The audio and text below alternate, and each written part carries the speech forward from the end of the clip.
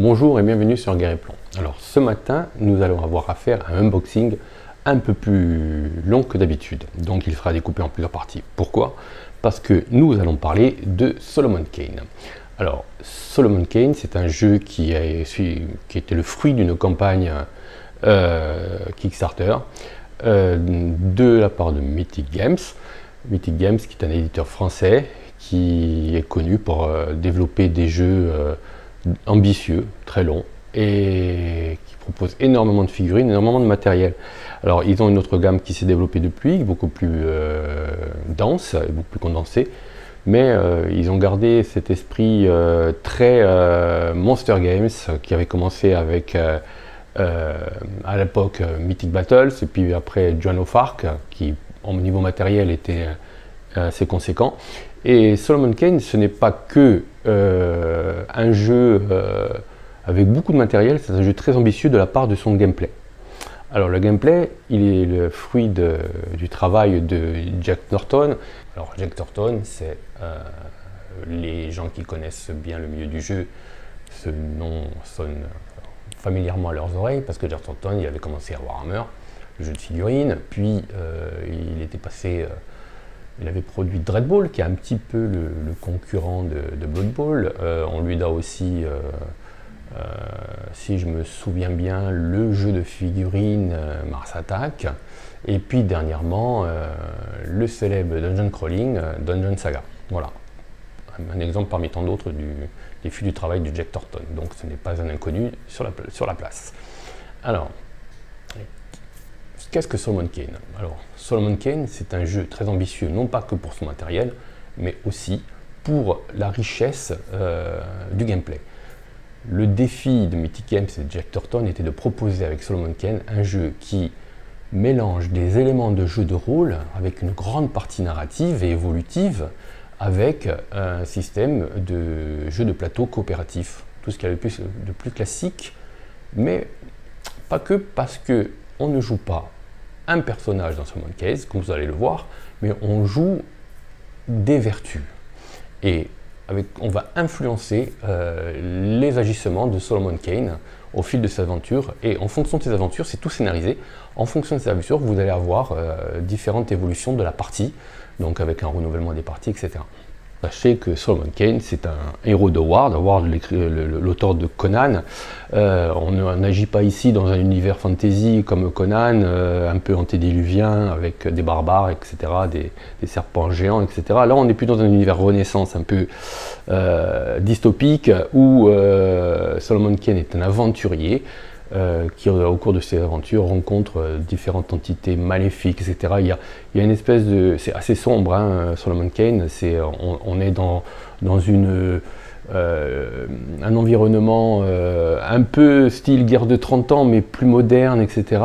Et il a sa némésis. Enfin bon, on reste dans les classiques de l'écriture pulp, mais Solomon Kane, c'est quand même un personnage assez particulier. Alors, nous allons commencer par parler de la boîte de base, le core box, après nous allons parler de l'arsenal, et enfin nous allons parler de la dernière boîte que nous allons pouvoir présenter ce matin, c'est-à-dire une boîte consacrée à une aventure. Alors, à tout de suite pour ce unboxing un petit peu plus long que d'habitude. Alors voilà, nous sommes devant la boîte de base de Solomon Kane. Qu'y a-t-il à l'intérieur? Un guide de démarrage rapide.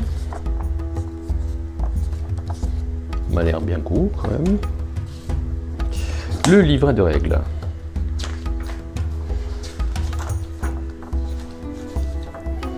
Voilà. Les figurines qui sont présentées dans les boîtes.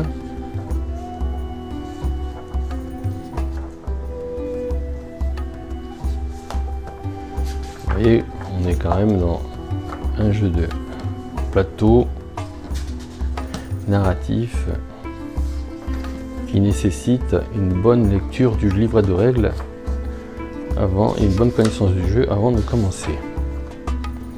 Voilà les vertus. Voilà.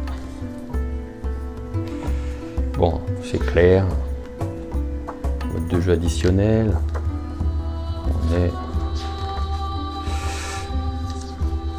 petit pot est aéré. C'est un petit peu long, mais ça ne devrait pas trop poser de problème. Ensuite, alors là, les livrets d'aventure. Alors vous voyez, c'est un gros pavé. On va de suite défaire ça. Si j'y arrive.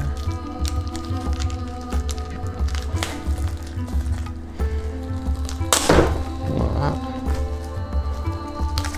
Ouais, c'est tout neuf. Hein. C'est d'arriver.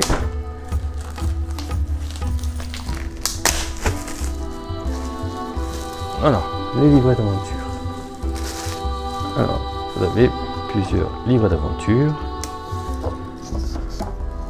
Alors, on va pas tout spoiler, hein. Celui-là est assez épais.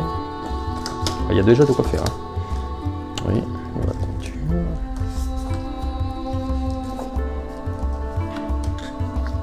Alors, je vais juste vous présenter brièvement l'intérieur. Hein. On va pas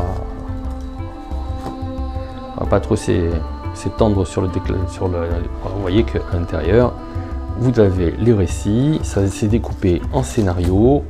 Si vous connaissez le système du jeu de plateau narratif, ça va vous dire quelque chose. Je passe très vite, de manière à ce que vous n'ayez pas trop le temps de lire. Voilà. Alors, ouais, il y en a déjà pas mal. Ensuite, ici, vous avez les différents plateaux de jeu. Voilà, c'est des plateaux sectionnés pour se déplacer un petit peu. J'aurais dû prendre un petit outil pour découper. Je n'ai pas été prévoyant. Ça sera fait pour la prochaine vidéo. Voilà. Alors, voilà.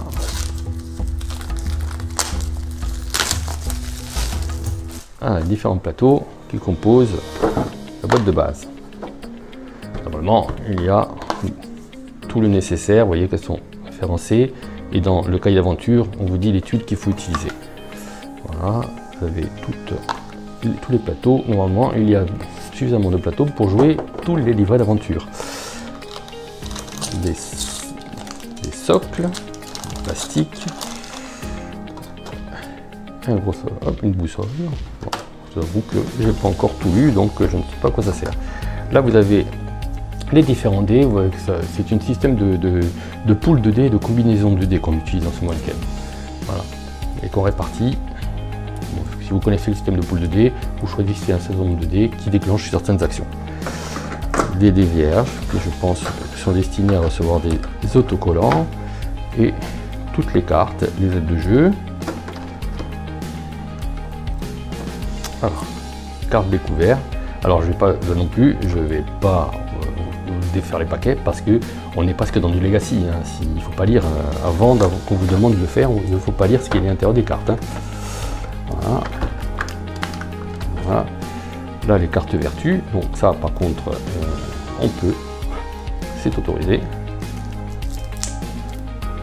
Il n'y a pas de petits tirets qui permettent d'ouvrir plus facilement le paquet. Il faut y aller à la méthode barbare. Voilà, vous avez les différents cartes qui appartiennent à la vertu. Voilà, carte d'influence, c'est très élégant. Hein. Au niveau graphique, c'est vraiment, ça me plaît beaucoup, c'est vraiment poussé. On reste vraiment dans l'ambiance des nouvelles de Solomon Kane, dark, une renaissance dark. Il y a évidemment pour toutes ténèbres, etc. Là, vous avez les cartes découvertes. Donc, hop, on ne s'en occupe pas. Et cartes découvertes aussi. Voilà. Alors ça, c'est la boîte. Vous voyez, en plastique. Éco. On n'est pas dans l'éco-responsable. Hein. Mais bon, moi j'aime bien le thermoformé parce que c'est solide. Alors,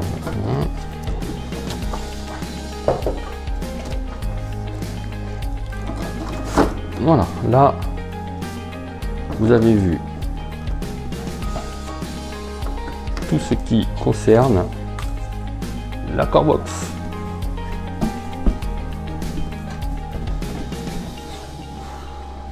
Superbe couverture, superbe illustration de boîte, magnifique.